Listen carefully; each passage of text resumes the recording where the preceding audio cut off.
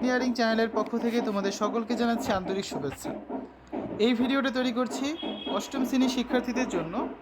2025 সালের অষ্টম শ্রেণীর ইংরেজি বইয়ের ইউনিট 2 এর 14 এবং 15 পৃষ্ঠার সমাধান নিয়ে আজকে আলোচনা করব।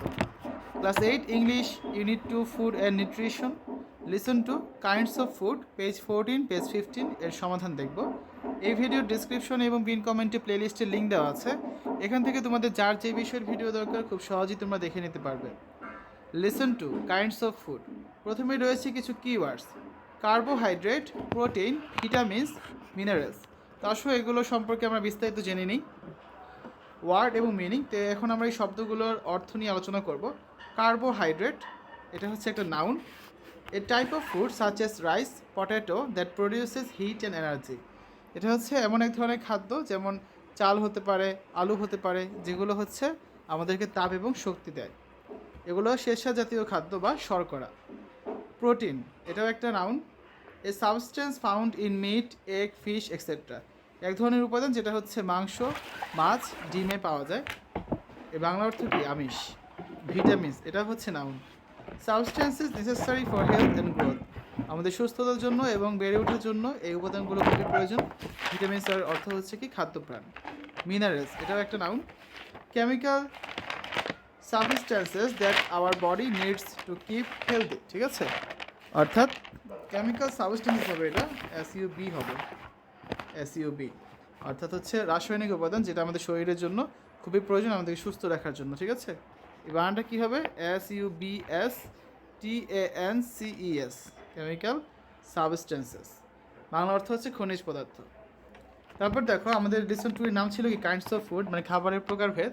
এই নাম্বারে রয়েছে listen to the teacher or CD and answer the following question. Unit two listen to A, এখানে একটা লিসেনিং টেস্ট রয়েছে। এই লিসেনিং টেস্টের আলোকে তোমাদের হচ্ছে কোয়েশ্চেনে অ্যান্সার করতে হবে। তো আমরা আগে লিসেনিং টেস্টটা পড়ছি, তারপর হচ্ছে এটা বাংলায় অনুবাদ করে তোমাদের শোনাবো। ঠিক আছে, listening test 1. We eat different kinds of food and they contain different substances. There are 6 types of food substances. 1. Carbohydrate. We get carbohydrate from rice, bread, potato, and sugar.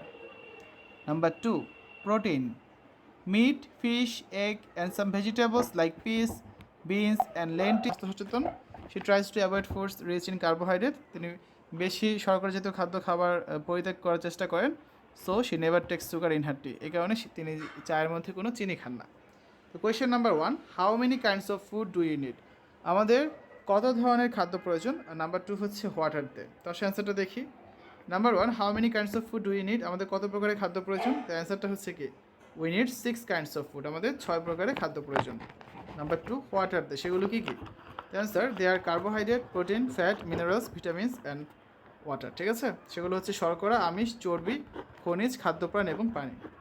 Now choose the best answer. এখানে 5টা বহু নির্বাচনী প্রশ্ন রয়েছে, ওগুলো answer করবো। 1 নম্বরে আছে কি? Foods are divided into classes according to their, অর্থাৎ খাদ্য কি অনুযায়ী বিভিন্ন শ্রেণীতে বিভক্ত। Colours and tastes, shapes and sizes, substances they contain, নাকি ওয়াটার দে কন্টেন্ট? সঠিক উত্তর হবে কোনটা? সি নাম্বারটা, সাবস্টেন্সেস দে কন্টেন্ট। অর্থাৎ তারা হচ্ছে যেসব উপাদানে গঠিত, এটা নিয়ে এভাবে এর ভিত্তিতে তারা হচ্ছে বিভিন্ন শ্রেণীতে বিভক্ত হয়েছে। Number 2, potatoes contain a lot of carbohydrate, protein, vitamins আর মিনারেলস। অর্থাৎ আলুতে পর্যাপ্ত পরিমাণে কী থাকে? শর্করা, আমিষ, খাদ্যপ্রাণ নাকি খনিজ?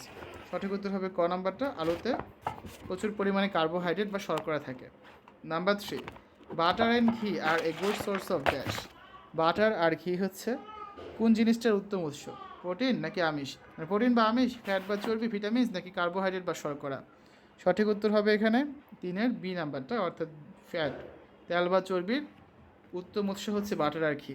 Number 4, minerals are present in nuts, peas, milk or water. অর্থাৎ খনিজ বিদ্যমান থাকে কোথায়? বাদামে, মটরশুঁটিতে, দুধে নাকি পানিতে? সঠিক উত্তর হচ্ছে সি নাম্বার, মিল্ক বা দুধে হচ্ছে খনিজ উপাদান উপস্থিত থাকে। Number 5, which food has the most carbohydrate? কোন খাবারটিতে সবচেয়ে বেশি পরিমাণে শর্করা থাকে? Sugar, rice, fruits or vegetables. চিনি, ভাত, ফলমূল নাকি শাকসবজি? সঠিক উত্তর হবে বি নাম্বার, রাইস। ভাতে হচ্ছে প্রচুর পরিমাণে শর্করা জাতীয় খাদ্য উপাদান থাকে। ঠিক আছে, এই হচ্ছে আজকে আলোচনা। আগামী ক্লাসে আমরা লেসন 3 আওয়ার ডেইলি ডায়েট এই টপিকটা নিয়ে আলোচনা করব। এবং এখানে দেখো প্রথমে একটা ডায়লগ রয়েছে, কিছু কিওয়ার্ডস রয়েছে। এখানে হচ্ছে আমাদের কোয়েশ্চেন মেক করতে হবে টেবিল থেকে। তারপর আমরা হচ্ছে এখানে কিছু কোয়েশ্চেন অ্যান্সার করব, ঠিক আছে? কারেক্ট অ্যান্সারে টিক দিব। এই কাজগুলো করব। আগামী পর্বে তোমরা এগুলো দেখতে পাবে। শিক্ষার্থীরা এতক্ষণ তোমরা দেখলে 2025